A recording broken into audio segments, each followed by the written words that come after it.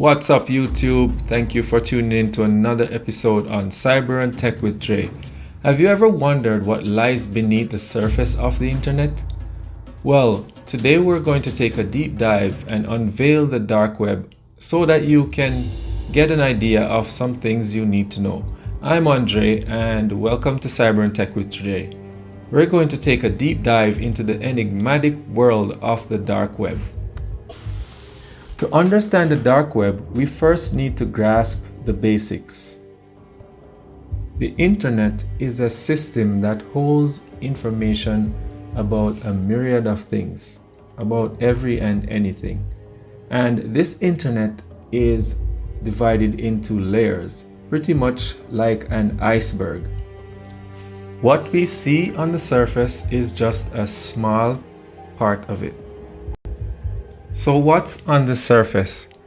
So what we look at on the surface is what you call the World Wide Web, and this is a mere 10% of the entire web base. Now this must be intimidating to think about it because all of the other parts of the internet are not visible to the regular user. So what's at the tip of the iceberg, such as websites, news sites, social media pages, and so on, are just the tip of the iceberg, guys. So let us look some more into what is on this World Wide Web. Websites which are accessible through your browser or search engines are nearly 2 billion in total. And all of this information would be considered to be on the surface web.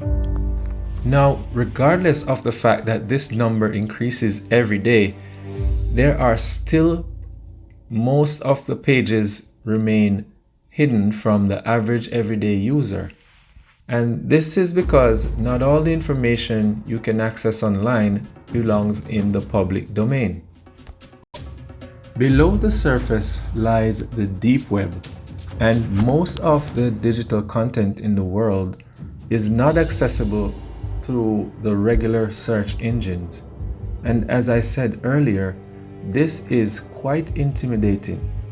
There is a colossal amount of information that exists in the deep web, and this is the surface below the tip of the iceberg.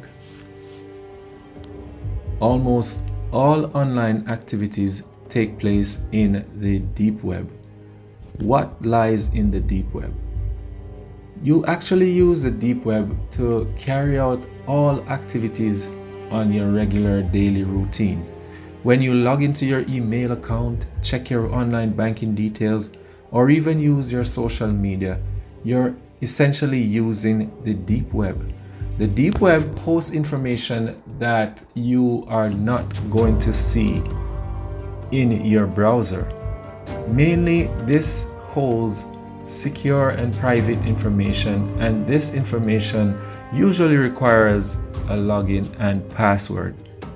Some of the things that are in the deep web include databases, social media apps, intranets, forums, paywall protected contents, and also online banking.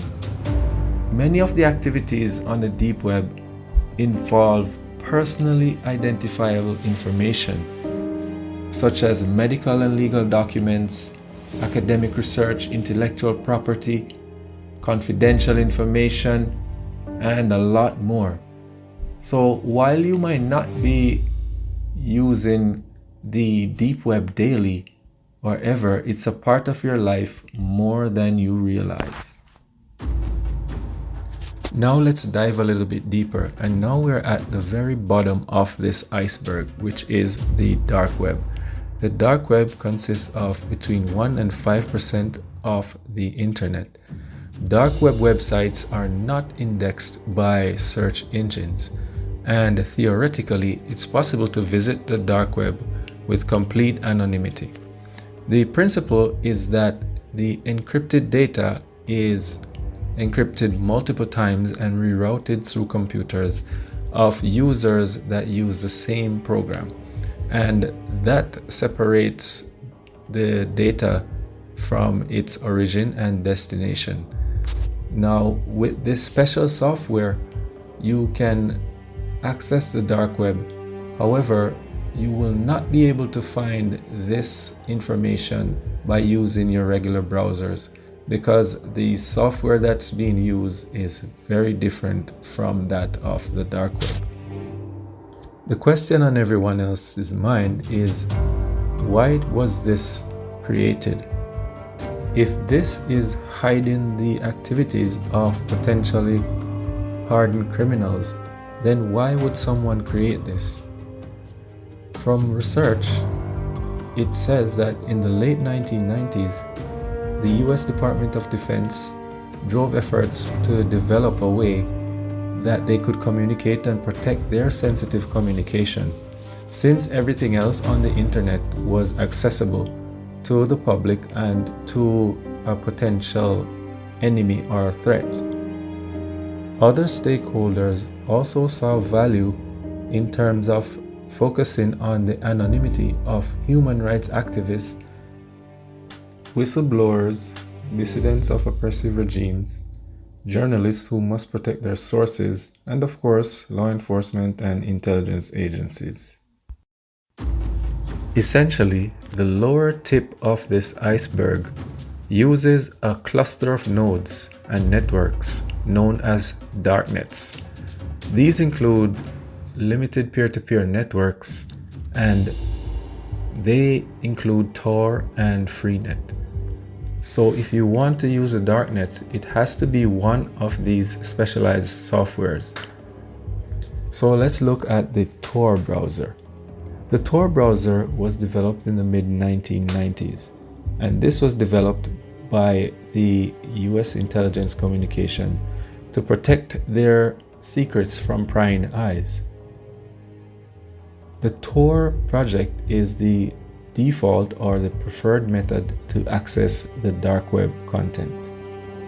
Tor, which stands for the Onion Router, uses 3 layers of encryption and a specific internet traffic routing mechanism that ensures complete anonymity. Most users of the darknet access the darknet by using VPNs.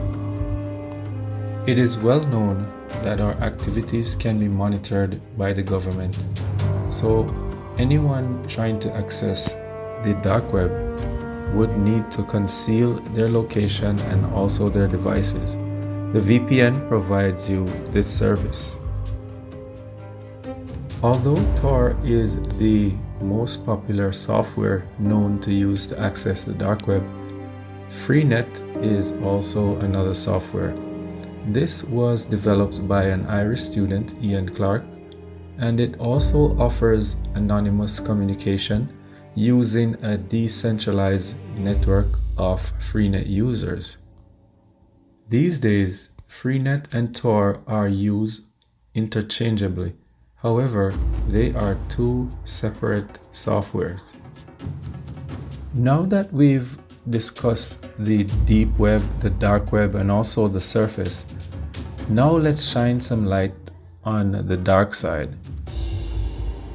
The dark web is infamous for illegal activities such as drug trade, hacking forums, and a lot more. Cybercriminals and other threat actors depend heavily on these capabilities to carry out various unlawful activities.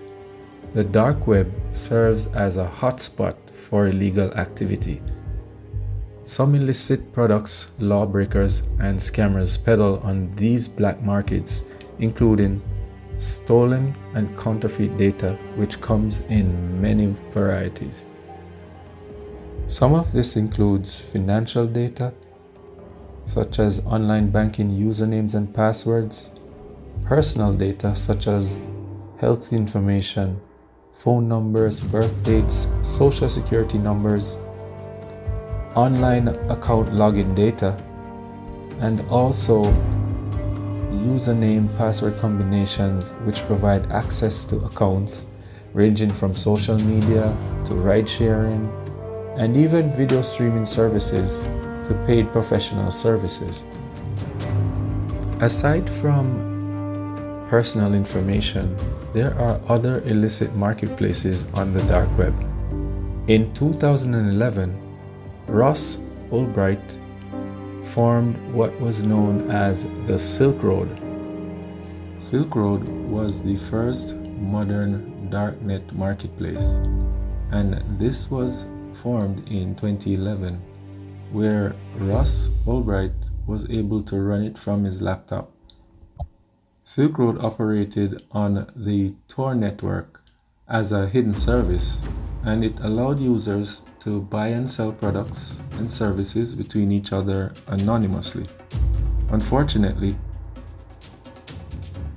some of these anonymous users were criminals, and they performed illicit activities ranging from drugs and arms trafficking and also child pornography. This was very lucrative. Between February 2011 and July 2013, when it was seized by the FBI, the site facilitated sales amounting to almost $1 billion in bitcoins. In 2013, Ulbright was arrested and convicted. However, Silk Road 2.0 came online the next month after this arrest. This was ran by other administrators that were helping to run the site. This ran for another 2 years before it was shut down by another operation carried out by the FBI. Ulbright was convicted and is now currently serving multiple life sentences. Ulbright has a large community which supports him and claim that the convictions were unfair, which makes a lot of sense since everyone that has been charged with similar crimes after this have not received anything close to the amount of time and fines that Ulbright was charged. Since his conviction, Ulbright has made appeals and has failed. His last appeal was to President Donald Trump for a presidential pardon, which he did not receive. Over time, criminals realized that this was an opportunity to make a lot of money and also to carry out their activities while being undetected. As a hub for criminal activity, the dark web offers more than just products to the willing buyer. It also offers services that enable criminals to conduct cyber attacks with little to no technical knowledge or experience. Cyber criminals wishing to carry out malicious activities would simply log on to the dark web and purchase denial of service attacks, purchase malware, spyware, and any kind of software that would do their bidding. To give a more clearer understanding of the types of services that criminals access on the dark web, details of credit cards carrying different balances are also available. Services such as a hacked Uber rider account or a Netflix account paid for a year subscription can be worth up to $50. Many other commodities are available with much lower prices than they usually cost using legal means. Besides selling personal data, you also have off-the-shelf software exploits, ready-to-use malicious software, malware as a service, phishing as a service, distributed denial of service, and even cybercriminal training, which has tutorials and other types of content showing you how to carry out malicious attacks on networks. The dark web also hosts money laundering activities that enable scammers to disseminate money that they steal or extort from their victims and turn it into untraceable cash. This untraceable cash is called cryptocurrency. If we look at some dark web statistics, since 2016, the number of dark web listings that could harm an enterprise has risen by 20%. This was from a study in 2019, which was conducted by Dr. Michael Maguires at the University of Surrey. According to Privacy Affairs Dark Web Price Index 2021, cloned credit card with a PIN costs anywhere between $25 to $35. Over 60% of information available on the dark web could potentially harm enterprises. And a few Fortune 1000 executives have had their data exposed and posted on the dark web. This was seen especially in 2020. Most of these are caused by insider threats or through phishing scams, where someone clicks on a link and unwittingly causes the whole data to be exposed and sent to the dark web. The funny thing about the dark web is that although we are not or we do not have access to the dark web, it definitely affects us as we go about our day-to-day lives. So, what's the impact on cybersecurity? Obviously, if there is somewhere as secretive as the dark web that is a repository of breached information and credentials, then you can clearly see that the dark web is a great threat to the security of networks from different organizations. When this information is up for trade like a commodity, including hacking tools, data, malicious software, and even patient information, then this is definitely a big threat to different organizations. Threat actors can use this as a marketplace to go and get that information to use as a ransomware attack, for example, or to take down an organization that people rely on for their day-to-day activities and even for their lives. On a positive note, the dark web has been utilized by law enforcement to track activities of cybercriminals and also protect those who need to remain anonymous in order to protect their lives and to be whistleblowers in the industry. Another awesome thing is that cybersecurity professionals can also purchase malware and other commodities for analysis and use them to counteract cybercriminal activities. This has been a proven method to help organizations and cybersecurity professionals to improve on their efficiency in solving cybercrimes and also in preventing them. The dark web turns out to simply be a tool that's used by good and bad people. However, one has to be careful when navigating through these deep waters. So with that said, how does one access this hidden realm? One way is through the Tor browser, which offers anonymity, but it comes with its own set of risks. There are also legal and ethical considerations when you are deciding to access the dark web. Now, while it is not illegal to go on the dark web, one has to be very cautious when you are taking certain actions. I would not advise you to use your regular browsers to access this kind of information. If you are planning to search for any information on the dark web, then it may be time for you to download a Tor browser. And even very downloading of the browser should be done using a VPN, because you will certainly be on the radar of the government bodies if you start using your regular browser to conduct activities relating to the dark web. Because Tor was developed by the government agencies, many people believe that Tor is unreliable in terms of preventing tracking. So there is another software, which is the Freenet, which a lot of people defer to.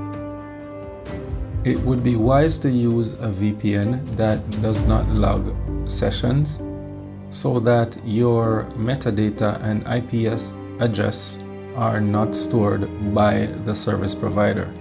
And also, using the VPN, your traffic is completely encrypted, and you can also set your location to be from anywhere in the world while disguising your device's identification. If you haven't hopped off the journey as yet, you're probably asking, how can I stay safe while I'm online? Well, in the next video, I will be talking about that and also looking at some real-world scenarios. So if you haven't clicked the like button, please do so. And also, please subscribe if you haven't subscribed and hit that notification bell. Thank you again for your time, and I look forward to seeing you in the next video. Also, I would like to hear from you in the comment box. So please, viewers, drop your comments and questions and thoughts below. I love engaging with our community and look forward to hearing your feedback. Thank you again for watching.